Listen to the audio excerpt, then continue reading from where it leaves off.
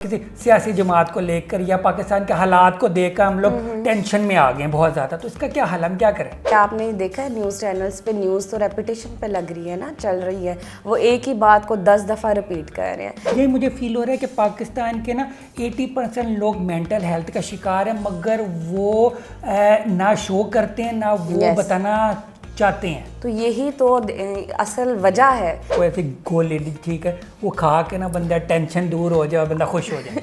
अपने काम से काम रखें, आप खुश रहेंगे। मुझे ये बताएं, किसका दिल करता है कि हस्बैंड घर आया है और हम एक लड़ाई चीखो पुकार स्टार्ट कर दें? कुछ है नहीं, ऐसा नहीं होता है, उसके पीछे एक लंबी स्टोरी होती है। पिछले दिनों खबर आ रही थी कि यूरिन सैंपल से ना आप किसी के पागलपन का बता सकते हैं। नहीं, बिल्कुल नहीं, ऐसा बिल्कुल भी नहीं है। ये कौन सी टेक्नोलॉजी है, ये आप मुझे ज़रूर बताइएगा। अगर बच्चा मुझे अंकल कहे तो मैं उस बच्चे का क्या हाल करूं? तो बच्चे ने मुझे आंटी और आपको अंकल ही कहना ना, वो बच्चा है। नहीं, वो एज शेमिंग है ना, मुझे अंकल का लफ्ज नहीं पसंद। वो फिर मेरा मसला है कि मुझे आंटी का लफ्ज नहीं पसंद। अस्सलाम वालेकुम नाज़रीन, मैं हूं शेख कासिम और आप देख रहे हैं मेरा यूट्यूब चैनल शेखियाँ। आज मेरी स्पेशल एपिसोड है और आज के एपिसोड में मैं इनके साथ बैठा हुआ, इनका नाम है ताहिरा मालिक और ये एक क्लिनिकल साइकोलॉजिस्ट है। जी बिल्कुल। अच्छा, मुझे बताइए, क्लिनिकल साइकोलॉजिस्ट, मुझे ना बोलने में भी थोड़ी मुश्किल होती है और लोगों को शायद समझने में भी मुश्किल होती है, तो मैं आपको पागलों की डॉक्टर कह सकती हूँ? नहीं, पागलों की डॉक्टर हम इसलिए नहीं कह सकते क्योंकि ये एक बड़ा मिसकॉन्सेप्शन है कि शायद साइकोलॉजिस्ट जो हैं वो ज़हनी अमराज को डील करते हैं, तो उसका मतलब है कि हम ये एक पागल लफ्ज़ यूज़ कर सकते हैं। ये भी एक स्टिग्मा है हमारे माशरे में। हमने इसी स्टिग्मा को ख़त्म करना है कि क्लिनिकल साइकोलॉजिस्ट का मतलब है आपके जो है वो डेली रूटीन के जो स्ट्रेस हैं, आपकी डिसऑर्डर के अलावा प्रॉब्लम्स हैं, उन सबको डील करना इनका काम है। और रही बात पागलपन की, तो वो एक बड़ी लंबी डिबेट है कि क्या ये लफ्ज़ हम यूज़ कर भी सकते हैं या नहीं कर सकते। साइकोलॉजिस्ट और ये साइकेट्रिस्ट में सिर्फ साई और सू का फ़र्क है? और नहीं, क्या फ़र्क है? इसमें एक बड़ा मेजर फ़र्क है जो हम लोग नहीं समझ पाते हैं। साइकोलॉजिस्ट का काम है आपके मामलात को जो है डिटेल में समझना, उसकी हिस्ट्री लेना और फिर उसके मुताबिक थेरेपी डिज़ाइन करना। और साइकेट्रिस्ट का काम है आपकी जो है वो प्रॉब्लम को सुनना और मेडिसिन दे देना। अच्छा, ठीक है, ठीक। अच्छा, मुझे बताएं, एज अ इंसान, ठीक है, और एज अ पाकिस्तानी, हम लोगों के अंदर ना आजकल ना डिप्रेशन और टेंशन वगैरह इतनी ज़्यादा बढ़ गई है, ठीक है। कोई भी अगर आप कोई एग्जांपल है, लोग किसी सियासी जमात को लेकर या पाकिस्तान के हालात को देखकर हम लोग टेंशन में आ गए हैं बहुत ज़्यादा। तो इसका क्या हल, हम क्या करें? देखिए, सबसे पहला हल जो शॉर्ट्स, एक तो सबसे बड़ा मसला है ना हमारा, हमें फौरी हल चाहिए। हमें थेरेपी की तरफ नहीं जाना होता है। लोग कहते हैं एक दफ़ा आया ना तो मसले का हल हो जाए। सबसे पहले तो अपने मामलात को जो है ना फोकस करें, यानी कि दूसरों के बातों के साथ इतना ज़्यादा ख़ुद को इन्वेस्ट ना करें। सबसे पहले अपने घर के मामला ठीक करें, उसके बाद सियासी और बाकी जितने भी मुआशरती और जिस तरह के भी मामला हैं उनके ऊपर बाद में फ़ोकस किया जाए तो आई थिंक हमारी ज़िंदगी आसान हो जाएंगी। हमारा मसला ये अपने घर को ठीक नहीं करते हैं, दूसरे के घर को ठीक करने की तरफ जो है ना रुजू ज़्यादा करते हैं। तो मुझे बताइए, ये न्यूज़ चैनल देखकर बहुत ज़्यादा टेंशन होती है, तो क्या करें? न्यूज़ चैनल बंद कर दें? क्योंकि न्यूज़ चैनल ना भी देखें तो तब भी टेंशन होती है कि पता नहीं पाकिस्तान में क्या हो रहा है, तो क्या करें? उसका आसान हल ये है कि आपने देखा है न्यूज़ चैनल्स पे न्यूज़ तो रेपिटेशन पे लग रही है ना, चल रही है, वो एक ही बात को 10 दफ़ा रिपीट कर रहे हैं। आपको अगर अप टू डेट रहना है तो आप सिर्फ दिन में एक दफ़ा न्यूज़ देखें या फिर सुबह दोपहर शाम 5 मिनट 10 मिनट की न्यूज़ देखें, आपको पता चल जाएगा कि क्या हालात हो रहे हैं। बार बार देखने से आप अपने जो है वो ख़ुद में एंजाइटी इंड्यूस करें कि पता नहीं अब क्या हो जाएगा, ये हो गया तो ये ना हो जाए। आपने खुद ही जो है ना खुद को साइकोलॉजिकली नुकसान पहुंचाना शुरू किया हुआ है। बिल्कुल हो रहा है। अच्छा, मुझे लगता है पैसों की भी ना बंदे को टेंशन होती है, तो बंदा ना पैसों की डिप्रेशन या उस चीज़ को लेकर, ठीक है, आपके पास आए और वो सोचे कि आपके वो थेरेपी के भी पैसे लगेंगे तो वो उसके और टेंशन में आ जाए, तो फिर क्या करें? अच्छा, उसके हल हैं। देखिए, बहुत सी ऐसी ऑर्गेनाइजेशन हैं जो नॉन प्रॉफिट ऑर्गेनाइजेशंस हैं जिनको फंडिंग मिल रही है। अगर आप अफोर्ड नहीं कर रहे हैं तो आप उन ऑर्गेनाइजेशन के साथ जो है रब्ता कर सकते हैं। अब होता क्या है, क्योंकि हमारे यहाँ पे इस बारे में बात नहीं की जाती है, ना ही इतनी एजुकेशन है, तो वो डिमांड करते हैं। बल्कि ये आपने अच्छा जो है ना एक टॉपिक रेज़ किया है कि ये हमें बल्कि फेस करना पड़ता है कि वो एक्सपेक्ट करते हैं कि यू आर अ थेरेपिस्ट, तो आपकी तो नॉन प्रॉफिट जो है ना वो सर्विसेज होनी चाहिए। तो मुझे ये बताएं, हमारा भी तो ब्रेड एंड बटर है ना, हमने पढ़ा है, हम ये ज़रूर कर सकते हैं कि अगर आप अफोर्ड नहीं करते हैं तो हम जितना उसमें कर सके, एक इदारा रन करना है। अब मेरे इदारे में काम करने वालों ने ये तो नहीं कहना कि भाई हम इंसानियत खिदमत करें, हमारे घर वाले खाना नहीं खाएंगे, आप हमें सैलरी ना दें। तो ये सारी चीज़ें उस अदारे की जो है वो उठाने के लिए definitely we have to charge, but there are many options. आप नॉन प्रॉफिट ऑर्गेनाइजेशन को विजिट कर सकते हो, जो कि एनजीओ जिनका फंड जो है वो अफोर्ड करती है, उनको फंड रेजिंग मिलती है, तो इसका हल है।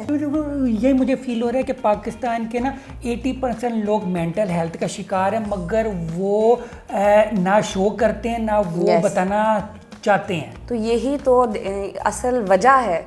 देखिए, जब तक आप मसले का हल नहीं तलाश करोगे, आप उसे दबाते चले जाओगे, आप सप्रेस कर रहे हो, तो सप्रेशन के बाद आप मुझे बताएं कि क्या होता है, फिर ब्लास्ट होता है, जिसको हम जो है वो इमोशनल बर्नआउट कहते हैं। तो इमोशनल बर्नआउट तो ना आपके लिए बेहतर है, ना आपके इर्द गिर्द के लोगों के लिए बेहतर है, ना ही आपकी प्रोफेशनल हेल्थ के लिए बेहतर है। तो पहली बात तो हमें बात करनी है, and I would like to appreciate that कि आपने इस टॉपिक पे बात करने के लिए जो है वो एक एफर्ट की है, नहीं तो लोग इस बारे में बात ही नहीं करते हैं। और अगर हमने एक पहला कदम रखा है तो फिर आगे लोग देखा देखी इस बारे में इजी। देखिए, आपने YouTube चैनल देखना है, आपको लगा अच्छा आज जो है एक YouTube ने इस बारे में बात की, इट मीन्स कि एक नॉर्मल बात है, कल को कोई दूसरा करेगा, तीसरा करेगा, हम इन चीज़ों को नॉर्मल ले लेंगे।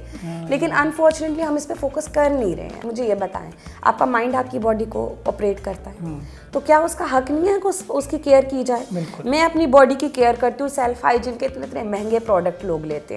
मैं अपने जो है वो कपड़े अच्छे पहनना पसंद करती हूँ या करते हैं, या मैं जूते अच्छे लूँगी। मैं हर इंसान अपने आप को अच्छा दिखाने की कोशिश कर रहा है। अब आप मुझे बताएं कि जो आपका माइंड ऑपरेट कर रहा है आपकी बॉडी को, आप उसकी हाइजीन के बारे में बात ही नहीं कर रहे। Exactly, आप जिसने ऑपरेट करना, उस बेचारे पे आपने इतना ज़्यादा प्रेशर कर दिया है कि फिर एक टाइम आता है वो एग्जॉस्ट होता है, बर्नआउट होता है, और फिर सब कुछ खत्म होता है। फिर आपके कपड़े, आपका अच्छा दिखना, आपके जूते, ये मैटर ही नहीं करता है, क्योंकि आपकी पर्सनालिटी जो है ना बहुत ज़्यादा जंग आलूद हो चुकी होती है। और अगर आप चाहते हैं कि आपकी पर्सनालिटी ग्रूम करे, तो सबसे पहले अपने मेंटल हेल्थ को जो है ना उस पर काम करें। तरीका बता दे कोई ऐसी गोल लेडी, ठीक है, वो खा के ना बंदा टेंशन दूर हो जाए, बंदा खुश हो जाए। अपने काम से काम रखें, आप खुश रहेंगे। ज़िंदगी बड़ी आसान हो जाएगी जब हम सिर्फ अपने मामला से जो है ना कंसर्न रहेंगे, रादर देन कि हम ये देखें उसने क्या कह दिया, ये क्या हो गया, वो क्या कर रहा है, आज इधर से आवाज़ आई थी, ज़रूर लड़ाई हुई होगी। आप अपने घर पे फोकस करें, अपनी ज़िंदगियों पे फोकस करें, अपनी जॉब पे फोकस करें, और आपकी ज़िंदगी बड़ी आसान हो जाएगी, ट्रस्ट में।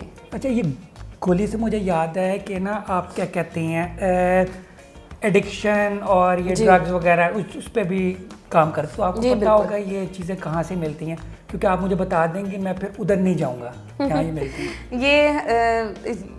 ये मामला जो है ना, ये देखिए, आप अपने बाहर निकलें, आपको जगह जगह पे ऐसे मामला मिलेंगे, और ये बड़े दुख की बात है कि हमारे यहाँ पे चेक एंड बैलेंस नहीं है, और बड़े इजीली हर चीज़ जो है मुहैया की जा रही है। लेकिन अनफॉर्चुनेटली हम लोग जो है ना इसके ट्रीटमेंट पे, माँ बाप ज़ाहिर है पैसा लगा के थक चुके होते हैं, लेकिन इसके बारे में एक गलत राय भी बना ली गई है कि शायद ट्रीटमेंट मुमकिन नहीं है। बिल्कुल मुमकिन है, लेकिन माँ बाप को जो बताया जाता है ना, फैमिली को जो बताया जाता है, वो ज़रूरी है। उसके बारे में सुनना और उसको समझना ज़रूरी है। अच्छा, मुझे बताइए, तो मोटिवेशनल स्पीकर्स होते हैं, इनके बारे में आपका क्या ख्याल है? ये जो कहते हैं कि यार पैसा ही सब कुछ नहीं होता, ठीक है, दूसरी चीज़ों पे फोकस करना चाहिए, वो खुद एक लेक्चर के ना लाखों रुपए चार्ज कर रहे हैं। इसमें एक बहस है, और ये फिर बहुत लंबी बहस है। देखिए, सबसे अनफॉर्चुनेटली ना पाकिस्तान में कोई चेक एंड बैलेंस है। मोटिवेशनल स्पीकर, उसकी कोई बेसिक आप देखें क्वालिफिकेशन, जिसका दिल कर रहा है वो मोटिवेशनल स्पीकर बनना है। यहाँ पे जो है वो लोग 10-10, 12-12 साल की हमने पढ़ाइयाँ की हैं, उसके बाद हमने क्लिनिकल साइकोलॉजिस्ट की डिग्री ली है, ठीक है। और आप मोटिवेशनल स्पीकर का काम क्या है? साइकी के बारे में बात करना ना, आपको मोटिवेट करना, ठीक है, वो कर रहे हैं। लेकिन अगर ये बात की जाए कि पैसा नहीं है, आपको इस पर काम करना है, ये करना, इसका एक एनालिसिस, एक बड़ी लंबी बहस है। मैं सिर्फ यही कहूँगी कि आप अपने हालात के मुताबिक जो है ना अपनी पर्सनालिटी को ग्रूम करते हो, अपनी पर्सनालिटी को फ्लेक्सिबल करते हो। आपकी पर्सनालिटी फ्लेक्सिबल है तो मामला बेहतर हो जाते हैं। यस, अच्छा, आप ना, मैंने सुना अपना ना मैरिज प्रॉब्लम्स भी सॉल्व करते हैं। जी बिल्कुल, ठीक है। मेरा एक फ्रेंड है, ठीक है, 40 साल से उसको ये प्रॉब्लम है, ठीक है, वो 40 साल का हो गया, अब तक उसकी शादी नहीं हुई। तो मुझे बताए क्या हल करे वो? अच्छा, सबसे पहले तो उससे हिस्ट्री ली जाएगी कि उसकी शादी क्यों नहीं हुई है। अच्छा। उसकी एक लंबी हिस्ट्री होगी ना, कभी मैंने या तो वो ये होगा प्रॉबेबली जो है वो उसका निकलेगी कि शायद वो ये कर रहा है कि भाई वो शादी करना नहीं चाह रहा था, ठीक है। अगर वो शादी करना चाह रहा था तो फिर या उसने रिजेक्ट किया है या उसे रिजेक्ट किया गया है। और अगर फिर इन दोनों की आगे मजीद हिस्ट्री है कि क्यों रिजेक्ट किया या आपने क्यों रिजेक्शन दी दूसरों को, आपकी पर्सनालिटी वैल्यूएशन होगी। फिर उसमें हम आपको बताएंगे कि देखिए आपको इस काम एरिया पे जो है ना काम करने की ज़रूरत है, उसके बाद उनकी शादी भी हो जाएगी। फर्ज करें वो अगर आपको सुन रहा है, ठीक है, आप उसे क्या मैसेज देना चाहेंगे कि वो अब शादी करे या फिर अच्छा है अब शादी करने का फायदा नहीं है? नहीं, बिल्कुल शादी करे। 50 साल के भी हैं अगर आप, तो आपको फिर भी शादी करनी है। क्यों नहीं शादी करनी है? देख वो सुकून से अपनी लाइफ गुजार है, तो वो अपनी और अगले की लाइफ टेंशन में क्यों डाले? तो फिर इससे मैं मुराद ये ले सकती हूँ कि अभी 40 साल के वो अपनी बाय चॉइस उन्होंने शादी नहीं की है, और अगर वो इसके साथ खुश हैं तो ठीक है, ना करे। मामला देखें, साइकोलॉजी जो है ना बेसिक चीज़, मैं हमेशा ये कहती हूँ कि आपका प्रॉब्लम तब तक प्रॉब्लम हम उसे कंसीडर करेंगे जब तक उसने आपकी जो है वो पर्सनल, ऑक्यूपेशनल, मेंटल और आपकी जो है वो इंडिविजुअल लाइफ मुतासिर नहीं की। अगर शादी ना करने से उनके सारे मामला ठीक चल रहे हैं तो ये उनका पर्सनल हक है ना, इंडिविजुअल हक है। लेकिन अगर वो चाहते हैं शादी करना और हो नहीं रही तो फिर प्रॉब्लम है। अच्छा, मुझे बताएं, अगर फर्ज किसी की शादी हुई है, ठीक है, और उसे घर की ना बीवी से बहुत डांट पिटती है, ठीक है, वो बार बार मैसेज करके पूछती है कि कब आओगे, ठीक है, और वो ना घर आकर भी वो टेंशन और उसे स्ट्रेस में इन्वायरमेंटल स्ट्रेस रखती है कि यार इतने खर्चे हो गए हैं तो पैसे ज़्यादा क्यों नहीं कमा रहे। तो फिर इसका क्या बंदा हल करे? इसका तो कपल थेरेपी हल है, रिलेशनशिप काउंसलिंग हल है। बेगम अपने मियाँ की बात नहीं सुनती तो वो काउंसिल वाले की बात क्यों सुनेंगे उस बंदे की? अच्छा, अब ये बड़ी मज़े की बात की है आपने। ये बेगम जो है ना अपने मियाँ से की बात नहीं सुनती, वो इसलिए नहीं सुनती क्योंकि मियाँ का वे आप जो है वो आप कह रही हैं एडवाइस करने का वे जो है या इंटरप्ट करने का जो है वो तरीका वो उस तरह से होता है जो कि नेगेटिव होता है। अगर थेरेपिस्ट ने ये थोड़ी कहना है कि भाई आपकी ये गलती है, थेरेपिस्ट ने आपको ये बताना है कि अगर हम ऐसा करते हैं तो इसके ये नुकसानात होते हैं और अगर हम इसको चेंज कर लें तो इसके फ़ायदे ये हैं। यही फ़र्क है ना एक लेमैन की एडवाइस में और एक थेरेपिस्ट की एडवाइस में। हमने कॉस्ट बेनिफिट एनालिसिस बनाना है और हमने उस ऑफ़र को, उस चीज़ को इतना ज़्यादा जो है वो आपके सामने इस्टेब्लिश कर लेना है कि आपको खुद आपका दिल करेगा कि I should go for this offer rather than कि मैं अपने जो है वो इन्वायरमेंट में जो है ना मैस क्रिएट करूँ। देखो, कोई भी औरत अपने घर में मामला ख़राब तो नहीं करना चाहती है। मुझे ये बताएं, किसका दिल करता है कि हस्बैंड घर आया है और हम एक लड़ाई चीखो पुकार स्टार्ट कर दें? कुछ है नहीं, ऐसा नहीं होता है। उसके पीछे एक लंबी स्टोरी होती है और उस स्टोरी को एनालिसिस करना और स्टोरी के बाद जो है बाज़ दफ़ा ऐसा होता है, यकीन माने कि जो मर्द हजरात हैं वो भी उसका शिकार हो रहे होते हैं। मैं मानती हूँ उसमें। तो मुझे बताएं, कोई अगर बंदा, ठीक है, अपनी बीवी की वजह से पागल हो रहा है या हो गया तो वो बीवी को जेल हो सकती है या फिर उम्र कैद हो सकती है? देखिए, अगर आप साइकोलॉजिकल हरासमेंट की बात करें तो डेफिनेटली इसमें लॉज हैं और आप उस लॉ के मुताबिक जो है फिर आपको लॉयर से कंसल्ट करना है, ना कि मुझसे करना है। ठीक है। अच्छा, एक चीज़ मुझे बताएं कि आप ना ये क्या कहते हैं बच्चों की परवरिश पे आते हैं, ठीक है। एक मेरा दोस्त है, उसके ना बच्चा नहीं हो रहा, तो मुझे बताएं उससे किसी अच्छे डॉक्टर को दिखाना चाहिए या शादी कर लेनी चाहिए? बच्चा नहीं हो रहा तो डेफिनेटली शादी नहीं की तो इसलिए बच्चा नहीं हो रहा आपने। exactly. तो शादी कर लेनी चाहिए। ठीक है। डॉक्टर के पास क्या जाना है जब तक आपने आप देखें, आप पौधा नहीं लग रहा, अभी पौधा नहीं लग रहा, आपने बीज ही नहीं बोया तो पौधा कैसे लगेगा? यस। अच्छा, मैंने आपकी एक वीडियो ये भी देखी थी, आपने कहा था कि ना बच्चों के सामने अम्मी अब्बू को ना फाइट नहीं करनी चाहिए। तो मुझे बताएं, बाहर जाके या छत पे जाकर फाइट करें तो हम सही नहीं कुछ कहेंगे? क्या हो रहा है? नहीं, बच्चों के सामने फाइट नहीं करनी चाहिए। देखिए, बच्चे 24 घंटे आपके सर पे सवार नहीं होते हैं। आप अपनी अगर आपके पास गाड़ी है तो आप लॉन्ग ड्राइव पे जाएं और इंसानों की तरह डिस्कशन करें। अच्छा, कि ये मामलात है। अगर आपके पास गाड़ी में एक दूसरे को नहीं, बिल्कुल भी मारे नहीं बिल्कुल भी नहीं, वो मामलात खराब होंगे, बेहतर नहीं होंगे। ठीक है, ठीक। अच्छा, मुझे बताएं कि ना न्यूज़ चैनल आजकल एंटरटेनमेंट चैनल बना हुआ है, ठीक है, उधर एक पिछले दिनों खबर आ रही थी कि यूरिन सैंपल से ना आप किसी के पागलपन का बता सकते हैं। नहीं, बिल्कुल नहीं, ऐसा बिल्कुल भी नहीं है। ये कौन सी टेक्नोलॉजी है, ये आप मुझे ज़रूर बताइएगा। यूरिन सैंपल से जो है वो आप ड्रग की जो है वो निकलवा सकते हो, वो भी ड्रग की। अल्कोहल का एक अलग से टेस्ट होता है। तो ये जो पागलपन का है, शायद ये कोई नई रिसर्च है, ये मुझे ज़रूर बताइएगा आप, क्योंकि ये अभी तक जो है ना मेरे 10 साल के करियर में मैंने तो ना सुना है और ना देखा है। तो मुझे बताएं कोई सिम्टम्स बताएं कि पता चल जाए कि फलां कोई चेकलिस्ट होती है। सियासतदान जो है वो ऐसा हो सकता है। देखें, जब आप आप चलिए, मैं ये लफ्ज़ मुझे बोलना नहीं है, लेकिन मैं आपके ही लफ्ज़ में ये बात कर लेती हूँ। आपने कहा पागलपन क्या है एक्चुअल में? क्या आपको नहीं लगता कि हम लोगों में भी ये ट्रेड कभी ना कभी होता है? पागलपन कहते किसको है? जब आप एक नॉर्मल लाइन से ऊपर चले जाए, वो पागलपन है ना, सादा लफ्ज़ों में। तो मेरे ख्याल से हम जिस दौड़ में लगे हैं ना, वो हर इंसान में ये ट्रेड्स हैं। अब वो फिर चाहे सियासतदान है, चाहे फिर वो कोई बिजनेसमैन है, हर इंसान अपने जो है इक़्तिदार के पीछे जो दौड़ रहा है ना, वो नॉर्मल नहीं है। वो आपको क्या लगता है ये नॉर्मल चीज़ें हैं जो हम कर रहे हैं? हमारे माशरे में जो चीज़ें हो रही हैं, हम किसके पीछे भाग रहे हैं और हम उसकी वजह से इंसानियत को कितना नुकसान पहुंचा रहे हैं, हम अपने ही लोगों को जो है वो कितना नुकसान पहुंचा रहे हैं। तो मेरे ख्याल से ये सब पागलपन है। ये नॉर्मल जो है ना मेंटल हेल्थ की निशानी नहीं है जो हो रहा है हमारे इर्द गिर्द जो हो रहा है। अच्छा, ये ना मैंने बॉडी शेमिंग, ठीक है, बहुत ज़्यादा आजकल होती है, ठीक है। मेरे भी नाक पे ना लोगों ने बड़ी यानी जुगते मारते हैं, बड़ा मजाक करते हैं। बचपन से ऐसी नाक है, तो मैं क्या करूँ? नाक चेंज कराऊँ या फिर मुंह चेंज करा लूँ या मास्क पहन लूँ? क्या देखें, अगर हम लोगों के कहने की वजह से अपने आप को चेंज करेंगे तो फिर तो मेरे हाल से मैं डेली कोई ना कोई अपॉइंटमेंट जो है ना एस्थेटिक क्लिनिक की रखूँगी।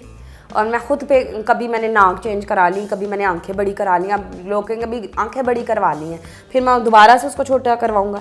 लोग जो है वो कभी भी आपको अप्रूवल नहीं दे सकते। हाँ, अगर आपको ये लगता है कि जो है मेरी पर्सनालिटी में वाकई ही एक पॉजिटिव क्रिटिसिज्म हो रहा है, पॉजिटिव और negative, there are two types of things ना, कि आप वाकई अगर आपका अग्रेशन बहुत ज़्यादा है और कोई कह रहा तो आप उस पर काम करें।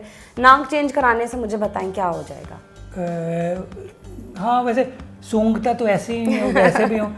नाक ने सिर्फ सूंघना ही है ना। हाँ, एग्जैक्टली। अच्छा, मुझे बताइए इसी तरह एज शेमिंग भी होती है, ठीक है। हाँ, बहुत ज़्यादा। कोई अगर बच्चा मुझे अंकल कहे तो मैं उस बच्चे का क्या हाल करूं? तो बच्चे ने हम मुझे आंटी और आपको अंकल ही कहना ना, वो बच्चा है। नहीं, वो एज शेमिंग है ना, मुझे अंकल का लफ्ज़ नहीं पसंद। वो फिर मेरा मसला है कि मुझे आंटी का लफ्ज़ नहीं पसंद, और इसको एक्सेप्ट करें। देखिए, ज़िंदगी it's a part of your life, और हर साल अल्लाह का शुक्र अदा करें कि उसने एक साल गुजारने का मौका दिया था आपको। हाँ, आप उसमें ग्रूम करें। मैं ये नहीं कहती हूँ कि अपने अगर आप 50 साल के हो गए हैं तो फिर आपको सब कुछ छोड़ देना चाहिए। कभी मैं तो 50 का, age is just a number, आप ये तो समझते हैं ना। मगर वो नंबर ना ज़्यादा हो गया ना, मैं नहीं चाह रहा। तो अल्लाह का शुक्र अदा करें कि अल्लाह ने ज़िंदगी दी है, ये बढ़ता रहे ये नंबर। अच्छा, ये चीज़ मुझे बताएं, अगर बंदा अपने जो बंदे के अंदर स्ट्रेस और वो टेंशन और वो जो अंदर ना गुस्सा है, ठीक है, वो निकालने के लिए नीचे कमेंट्स में लोग गालियाँ निकाल देते हैं और ये कर देते हैं, तो ये बात ठीक है कि नहीं?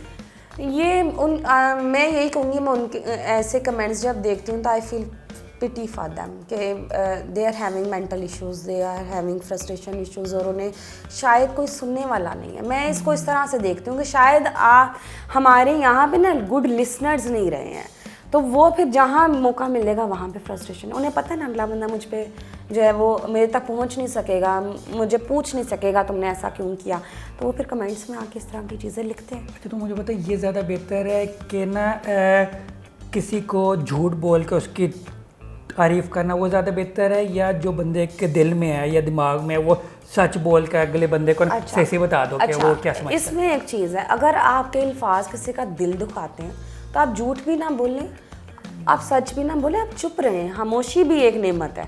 ज़रूरी नहीं है कि आपने हर बात कहनी है। आपको लगता है कि भाई मेरे अल्फाज दिल दुखा सकते हैं तो आप बेहतर है आप चुप रह जाएं। आपके पास हर सवाल का जवाब कैसे है, मुझे समझ नहीं आ रहा है ना। हाँ अच्छा, देखिए साइकोलॉजिस्ट के पास सवाल का जवाब नहीं होगा तो फिर वो साइकोलॉजिस्ट किस बात की। मुझे पता है ये नेगेटिविटी दिमाग से कैसे ख़त्म की जा सकती है। मेरे अंदर इतनी ज़्यादा है कि मुझे हर चीज़ लगता है कि यार कि ये ना इसमें कोई मसला है। अच्छा, इसमें कोई मसला इसका मैं एक हल बता सकती हूँ जिसमें आपके पैसे नहीं लगेंगे। आपने 2-3 दफ़ा कहा कि भी थेरेपिस्ट जो है ना पैसे लेंगे। इसका सबसे आसान हल है, सबसे पहले अपनी लाइफ में हम लोग क्या करते हैं, सुबह उठते हैं, खाते हैं, पीते हैं, सोते हैं, बैठे रहते हैं बेड पे और स्क्रॉल करते रहते हैं। ये आजकल के जो भी ऐप्स आए हुए हैं, सबसे पहले आप जिम करना स्टार्ट करें, ठीक है, अपनी एनर्जी लगाएं वहाँ पे, ठीक है। उसके बाद अपनी सोशल गैदरिंग अच्छी रखें, पॉजिटिव एनवायरनमेंट होगा, पॉजिटिव। देखिए हम जो खा रहे हैं मेरी बॉडी वैसे रिएक्ट करती है ना, तो इसी तरह जो मैं सोचती हूँ मेरा माइंड भी वैसे रिएक्ट करता है। पॉजिटिविटी लेकर आएँ अपनी। अब पॉजिटिविटी कैसे लाएंगे? हर तस्वीर के 2 पहलू होते हैं, ये मैंने बचपन से सुना है, ऐसे ही है ना, हर इंसान ने सुना है कि भाई हर तस्वीर के 2 पहलू होते हैं। इसी तरह हर सोच के 2 पहलू होते हैं। नेगेटिव सोच कैसे पहचानी जाती है? जो सोच आपके अंदर जो है वो डिस्ट्रेस पैदा करती है, वो नेगेटिव सोच है। पॉजिटिव सोच कभी आपको डिस्ट्रेस नहीं देगी। तो you have to change your perspective, that's it. Thank you, ज़बरदस्त। ठीक है, सॉरी मैं एक चीज़ आपसे पूछना भूल गया, ठीक है, आपके बारे में, ठीक है। ये तो मुझे पता है आप तकरीबन 7 नहीं बल्कि 10 साल 10 साल हो गए, 10 साल हो गए ये कर रही हैं। तो वो क्लिनिक आपका कौन सा है और लोगों को क्या मैसेज देना चाहेंगी कि जो लोग आजकल की टेंशन में आए, परेशानियों में, वो क्या करें और किधर आएँ और किससे हेल्प लें? अच्छा, मेरा क्लिनिक जो है वो जोहर टाउन में है और मैं क्लिनिक भी करती हूँ, साथ में रिहैब रन भी कर रही हूँ। उसका नाम और हेल्पिंग हैंड्स रिहैबिलिटेशन सेंटर। और जो है अगर आपको किसी भी तरह की हेल्प चाहिए, अगर वो मामला थेरेपी वाला होगा तो डेफिनेटली आपको क्लिनिक में हम जो है वो उसकी थेरेपी देंगे। अगर रिहैब वाला होगा तो हम आपको गाइड करेंगे। उसके लिए नंबर तो फिर आप गूगल पे भी सर्च कर सकते हैं और आप भी इसमें मेंशन कर सकते हैं। बिल्कुल बिल्कुल, मैं ना ये डिस्क्रिप्शन में डाल दूंगा। और मुझे बताएं पाकिस्तानी लोगों को क्या मैसेज देना चाहेंगे जो कि इस टाइम परेशान है कि पता नहीं मुल्क का क्या बनेगा? देखिए मुझे एक बात बताएं, हमारी परेशानी से चीज़ें चेंज हो सकती हैं? क्या चीज़ें चेंज हो सकती हैं मेरा आपके सोचने से, परेशान होने से? वो सारी एनर्जी जो है ना पॉजिटिव सोचने पे लगाएं, अल्लाह के हजूर सजदा रेज़ हों और अल्लाह से दुआ करें, वही चीज़ें तकदीर बदल सकते हैं। तो हम लोग जिस सिमत चल रहे हैं ना, वहाँ से कुछ पॉजिटिविटी जो है ना मुझे नज़र नहीं आती है। बाहर निकल जाना, दंगा फसाद कर देना, ये क्या पढ़े लिखे लोगों की निशानी है? I don't think so. You can change your environment and then you can change your world as well. Thank you very much. इसी के साथ ही मुझे शेख कासिम को और ताहिरा मालिक को इजाज़त दीजिए। अल्लाह हाफ़िज़।